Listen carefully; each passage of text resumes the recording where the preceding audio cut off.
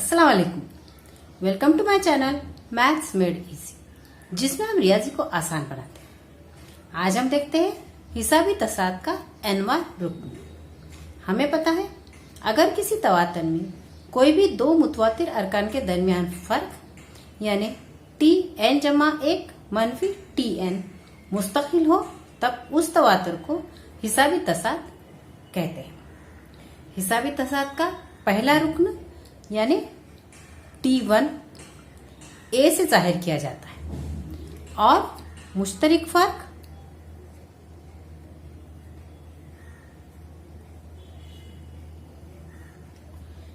D से जाहिर किया जाता है।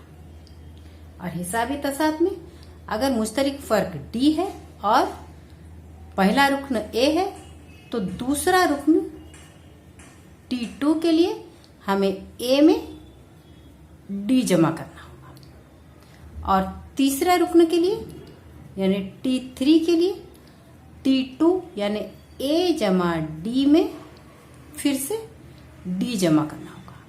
तो ये आएगा A जमा D में D मिलाएंगे तो 2D। और T4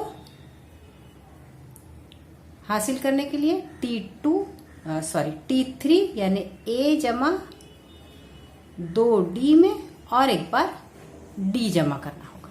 तो ये आएगा A जमा 2D और D को मिलाएंगे तो 3D।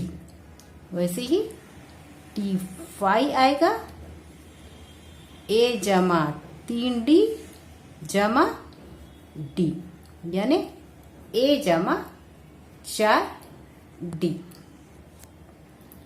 इन अरकान का मुशाहिदा अगर हम करते हैं तो हमें यह समझ में आता है कि T2 है तो A में 1D जमा किया गया है।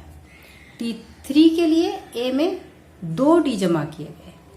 T4 है तो 3D जमा हुए हैं और T5 है तो 4D जमा हुए। तो हम इन्हें इस तरह से लिख सकते हैं। T3 के लिए A जमा 2 के लिए लिखेंगे हम 3 मनफी 1 D। T4 में हम लिखते हैं A जमा 3 के लिए 4 मनफी 1 D।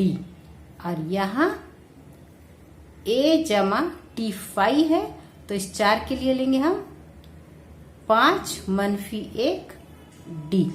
और ये T2 जो है इसके लिए भी हम लिखेंगे A जमा दूसरा रुक्न है तो यह आएगा 2 मनफी 1। यहाँ पर 1D है, 2 मनफी 1 आएगा 1D।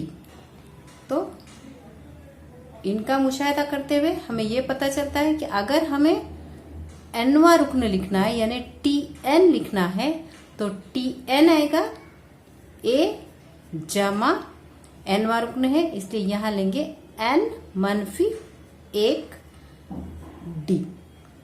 जैसे कि तीसरे रुक्न के लिए आया है 3 मनफी 1, चौथे रुक्न के लिए 4 मनफी 1, पांचवें रुक्न के लिए यहाँ 5 मनफी 1 है। वैसे nवां रुक्न है तो यहाँ लेना होगा हमें n मनफी 1 ज़रब D। इस तरह हमें Tn का जाब्ता हासिल हुआ है और जाब्ता है Tn मसावी A जमा n मनफी 1 ज़रब D। तो हमारे अगले वीडियो में हम मश्की से 3.2 से चंद सवाल लेंगे। So keep watching.